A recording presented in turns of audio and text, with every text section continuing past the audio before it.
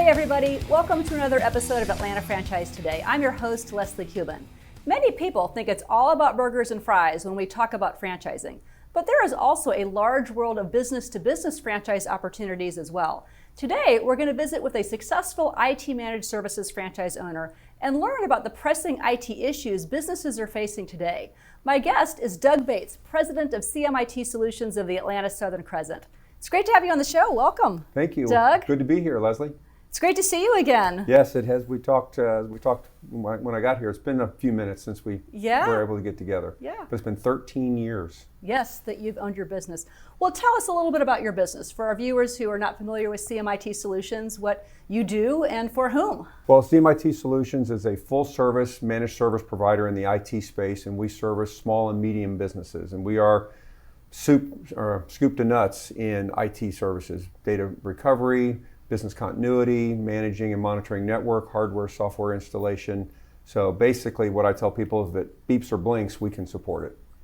And some examples of who your customers are. Probably a third of our business is small manufacturing, small to medium manufacturing, and then we have a lot in the professional services space, attorneys, medical, we're HIPAA compliant. We also have financial planning, we're FINRA compliant, accounting, engineering firms.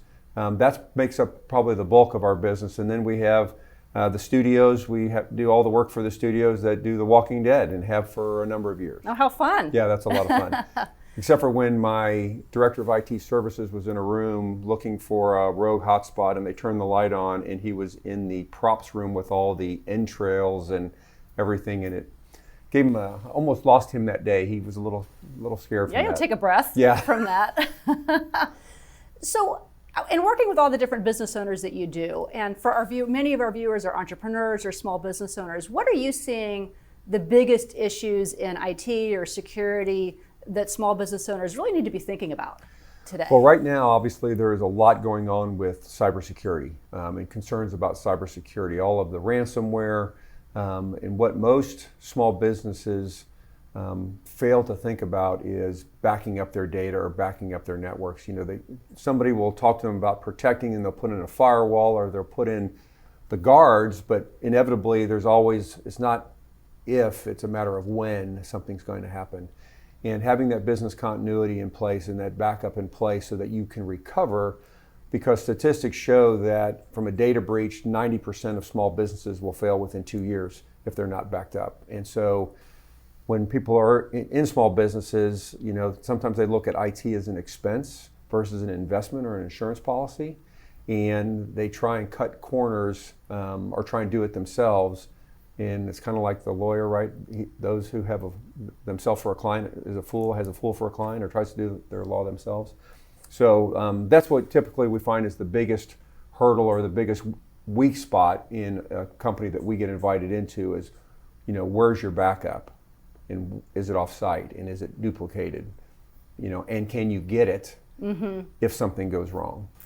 And so for those business owners who are watching and thinking, oh boy, I have no idea if I have addressed these things, what would be the first questions they should start asking internally? Yeah, where's my backup? Do I have a backup? If it's on an external hard drive sitting in the office right next to their server, that's not a good thing. They need to have something off-site. They need to have, we always talk about backups in triplicate or business continuity, so you have that redundancy built in. And it doesn't have to be super expensive. I mean, depending on what they need, there's ways to get it off-site in cost-effective manners. But the real cost I always ask, and one of my favorite, and it happened with my first client 12 or 13 years ago, he was a law firm, and he didn't have a backup, and I was talking to him about business continuity. He's like, well, Doug, I've never had a problem. Why should I pay you to back it up? And I said, I can't answer that question. He says, well, you're the sales guy. Why can't you give me an answer? And I said, well, it's your practice. What would it be worth if you got breached and you lost your practice? And he said, that's the best sales pitch I never got. Because I can't answer that question. All I can do is give you the risk and give you the solution, but I can't quantify it for you. What happens because big businesses have infrastructure and, you know, money, and they can figure out a way, or they have enough financial wherewithal sometimes to survive. Small businesses don't. Yeah, they're done. They're done. Yeah, yeah.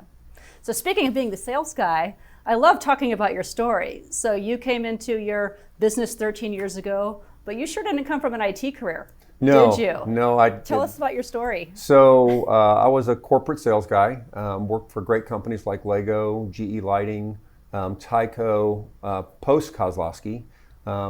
So I was a Six Sigma lean process guy, sales P&L, was a global vice president in a plastics business for Tyco, cleaning up that mess and going through SOX certification. And what I appreciated about IT was how much it helped me in doing my job. When I was at Tyco, we sold in 51 countries and we manufactured in 28. And so when we had to roll out a new platform or a new sales program or new pricing, it had to get out everywhere. And when it didn't, it cost me money. So I understood the pain of bad IT. And so that's what led me to IT, because I knew if I could provide that service and do it well, it would be a benefit for my clients.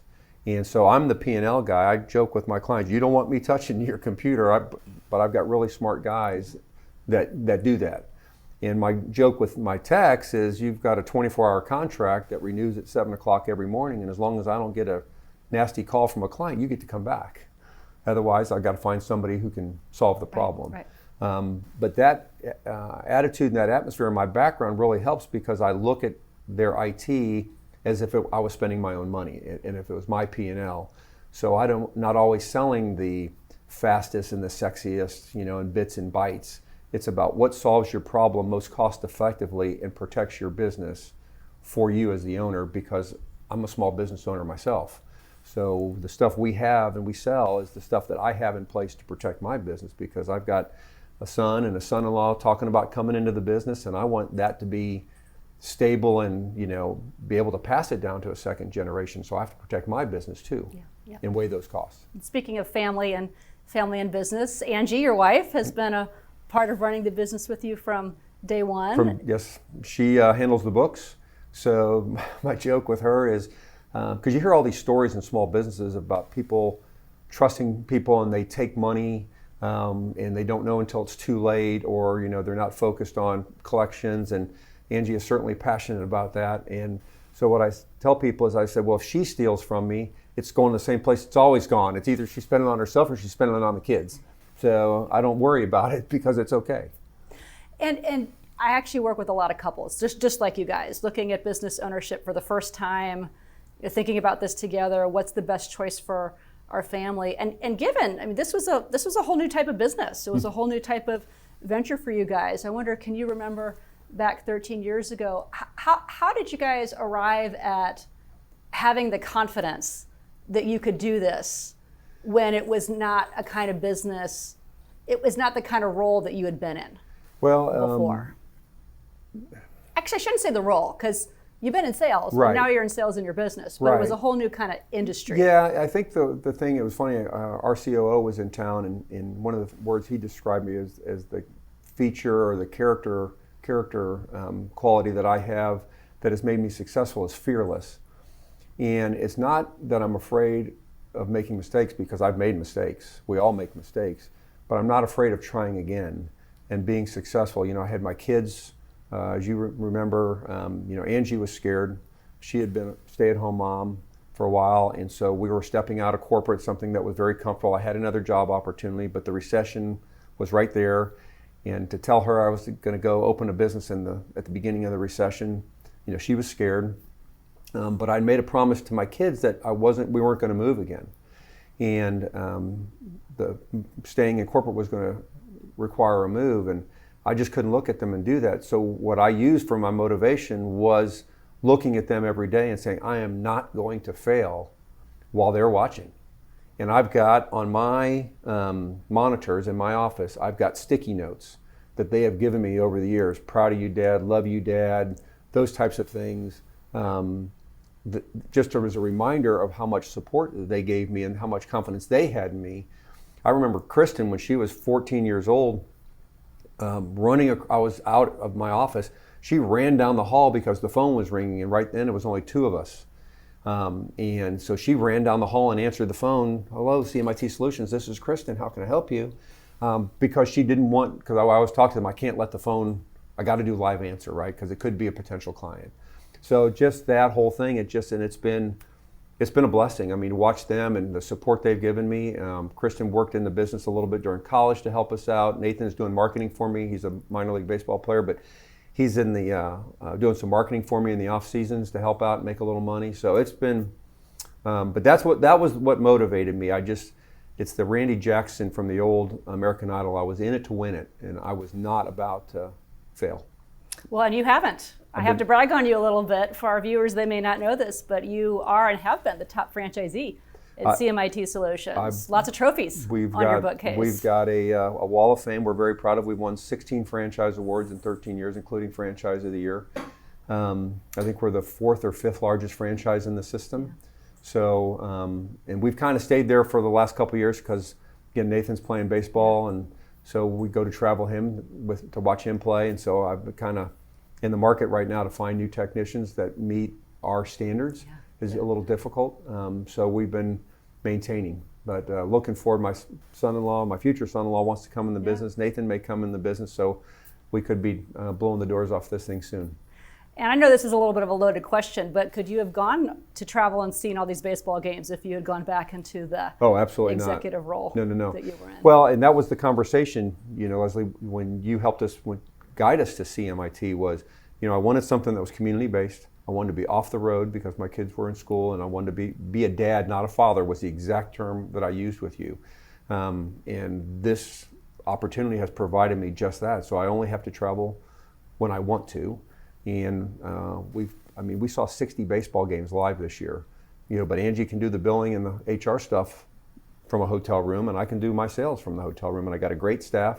My director of IT has been with me 12 years.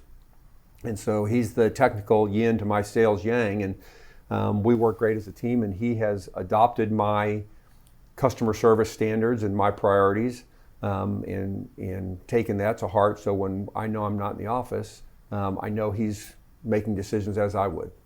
Yeah. So blessed. Just how many blessed. Employees do you have now? We have 8, not counting Angie and I. We want to have another one. We're been looking for a tech, but right now we're at 10 total employees. Okay.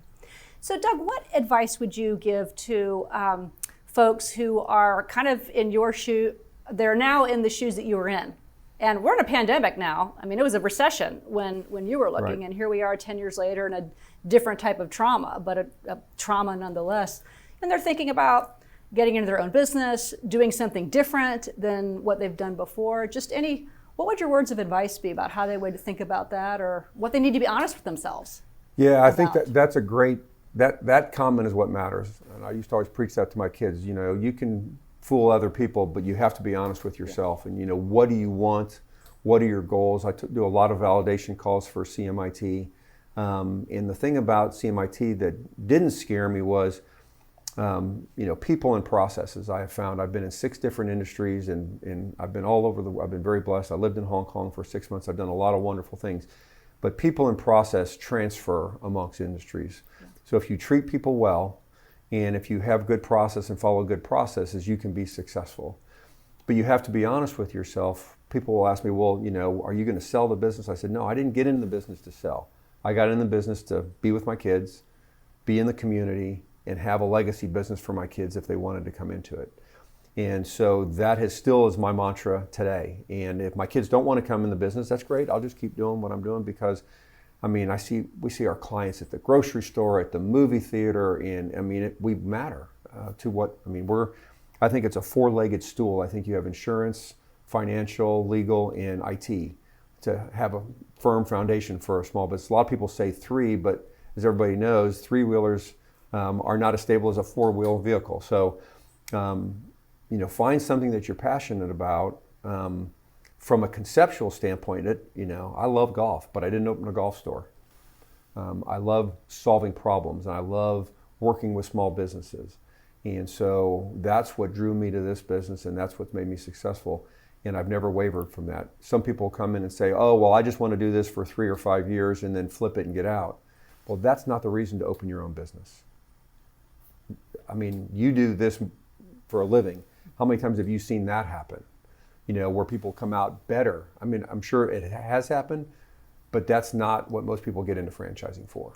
and that people want to enjoy what they do every day. They want to make an income for their family. They want to build something for their future, right, which could be for their kids. It could be part of their retirement. Right, and it could be a 10 or 15-year plan, yep. But typically, I had one guy call on a validation call. He's like, hey, yeah, I'm going to do this for 2 or 3 years, and if it doesn't work out, I'll just try something else.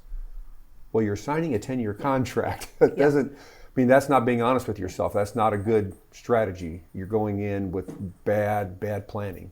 I agree, and I tell people that this is a minimum of 5 to 7 year journey in order for it to really maximize what your opportunity could be. That's right.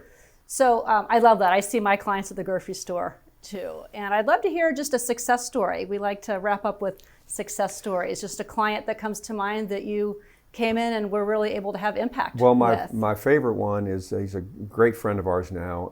It was a law firm in Peachtree City, and we got introduced into him early on and went in and gave them the proposal, and his practice manager was like, this is great, but he's decided to give our current provider another chance. So I said, okay, well, I'm not going anywhere. A year later, when their contract came up, they reached out to us again, and they called us in, and she said, well, you want to come in and do another proposal? I said, well, has anything changed? She's like, no. I said, then everything's the same. She said, no price increase? I said, nope, we're good. And they, he's going to hold on one more, he's going to try it again, he's hesitant to change. I said, I understand, but we're not going anywhere. So the next year, they called us back in, and I said, same thing, nothing's changed. And they made the change, and so with that, there was about a $60,000 they needed to upgrade their servers, and he was hesitant to do it. He trusted us to do it, but then I said, you need to put extra monitors. That all his work employees had single monitors, and I said, I'm going to put second monitors for everybody on my dime. You don't want them, I'll pull them back out. And after 2 weeks, I went in to take them back out, and the employee's like, no. So I had all of his employees go with me to his office to tell him that I couldn't take the monitors out and he needed to buy them. And he did that, and then a month later he called me and said, I want to do a testimonial for you. He said, my whole staff used to get home at 7 o'clock at night.